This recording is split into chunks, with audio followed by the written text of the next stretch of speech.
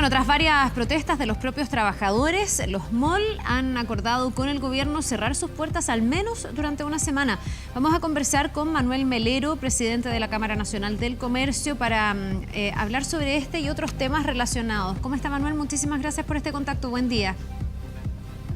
Buenos días, Carla. Aquí estamos con el comercio que ayuda a frenar la curva, y parte de eso es lo que usted dice de la primera medida de autorregulación, que fue cerrar los centros comerciales ayer. Sí, había poco convencimiento de que a lo mejor esto se tuviera que hacer ahora, en esta fase. Hay también, obviamente, preocupación por las implicancias económicas. Hoy día, usted, en lo personal, ¿está más convencido de que esto es necesario y que esto aporta a cuidar a todas las personas, en definitiva, trabajadores y también clientes?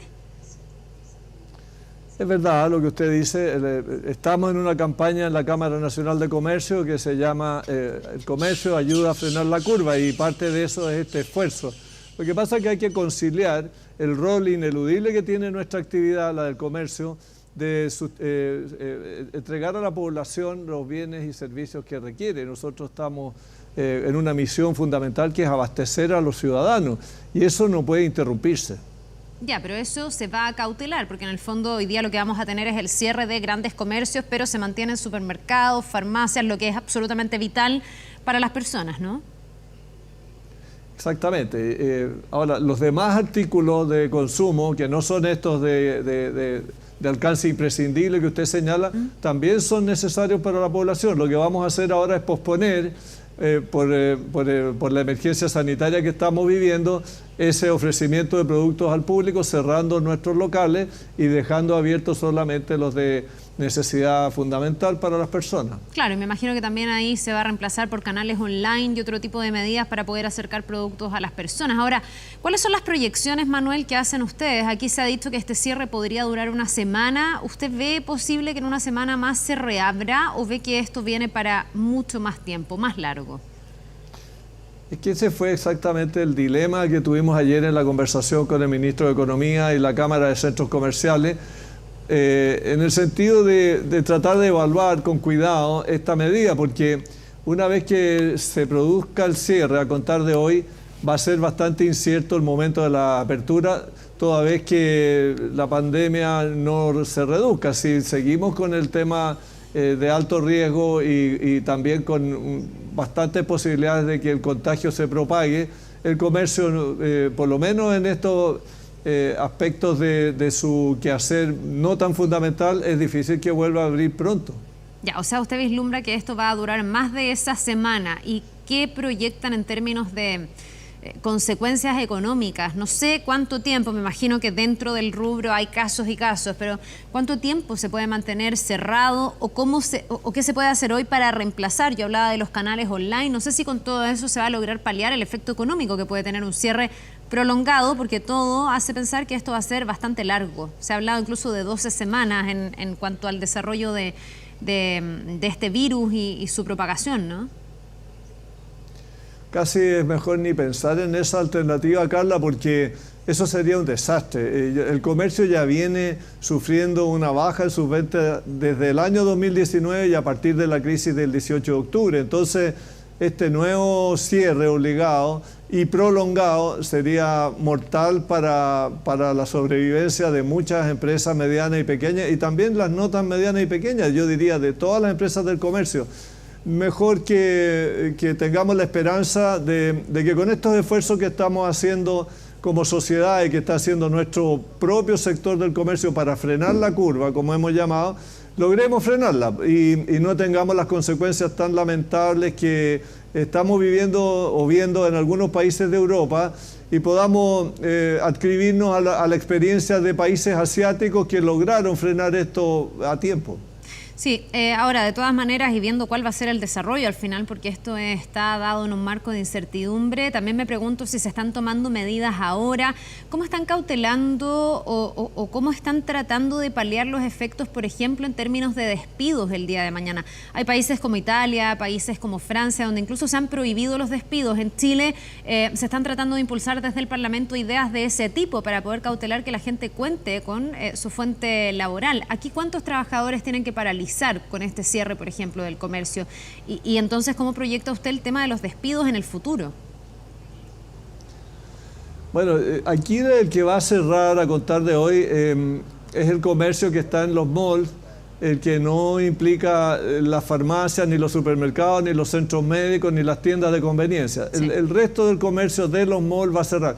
Y el comercio que está fuera de los malls en general va a seguir abriendo. Aquí hay un rol que va a cumplir el comercio pequeño, el comercio de barrio, que no va a cerrar porque ahí el contacto entre el consumidor y el comerciante es más remoto, no hay tanto riesgo de contagio. Una de las razones por las que se cerraron los malls es porque hay mucha aglomeración de público y ahí la propagación del virus es más expedita, hay mayor factor riesgo.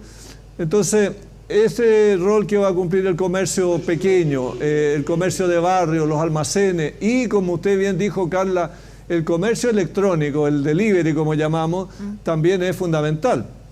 Ya, usted espera que con todo eso se pueda paliar, pero no sé si se están estudiando también medidas adicionales para ir en ayuda, sobre todo de los pymes que ya venían súper afectados por el estallido social, que ya han tenido, más allá de si abren o no abren sus puertas, incluso con las puertas abiertas, una baja súper notoria e importante en las ventas. Entonces me imagino que debe haber bastante temor de cómo hacerle frente a esto. ¿Ustedes están trabajando con el gobierno, con las autoridades en planes, no sé, de flexibilización, por ejemplo, del pago de impuestos? Incluso en Francia, por ejemplo, se ha generado como el perdonazo de los servicios básicos. Las empresas que están en riesgo de quiebra no están pagando agua, no están pagando gas, no están pagando luz. ¿Algo así se podría replicar en nuestro país?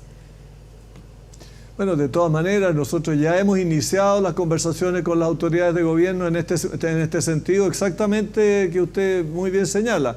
Habría como dos grandes rubros: el rubro de financiamiento de las empresas, la inyección de liquidez al mercado, las provisiones bancarias, hacer más expeditos los créditos y las ayudas financieras a las empresas y a los comerciantes y empresarios del turismo que estén en dificultades y que representan nuestro sector. Ese es un gran rubro, el financiero, el de asistencia bancaria a los que estén en dificultad. Y el otro, el que usted también muy bien señala, Carla, que es el hacer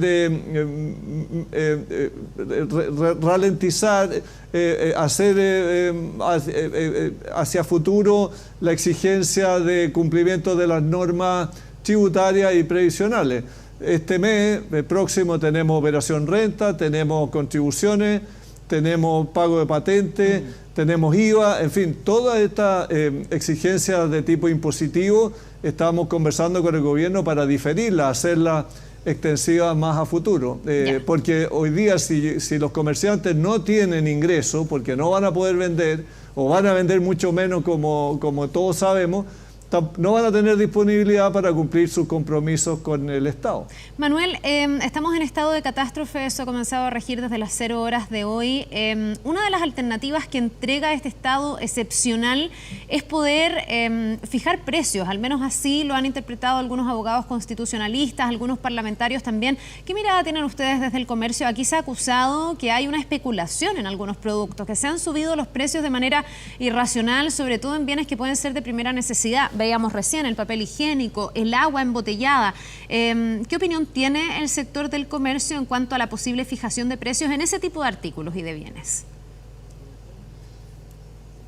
Ese tipo de actitudes en una emergencia como la que estamos viviendo en el país, que es una de las más profundas que conozcamos en muchos años, merece la más absoluta y total y completa condena de parte de todos, y particularmente de la Cámara Nacional de Comercio. Y en ese sentido, Carla, nuestro llamado es muy claro y categórico a las autoridades. Ellas tienen las herramientas legales, nuestro Estado de Derecho, nuestra legislación contempla hoy, no hay que hacer ninguna ley nueva, ningún trámite parlamentario. Tienen las herramientas, fiscalicen y sancionen. Ese es el pedido enérgico de parte de nuestro gremio, porque el tipo de prácticas abusivas, de especulación en estas circunstancias no tiene perdón de Dios, perdónenme la expresión. ¿Y la fijación de precio no le parece una buena alternativa para evitarse ese escenario? Bueno, Yo diría que esa es la alternativa extrema. Si no funcionara este mecanismo de fiscalización y sanción estricta y rigurosa, van a tener que fijarle los precios. Es una medida económica relativa también, porque la fijación de precios los especuladores también pueden, a través del mercado negro y otras prácticas, también soslayarla. Bien, pues Manuel Melero, le queremos agradecer por esta entrevista. Nos vamos a quedar pendientes también al funcionamiento que va a tener, lo que sí va a permanecer abierto, donde hay que tomar medidas adicionales para resguardar a clientes y también a trabajadores. Muchísimas gracias y que tenga un buen día. Gracias, igualmente.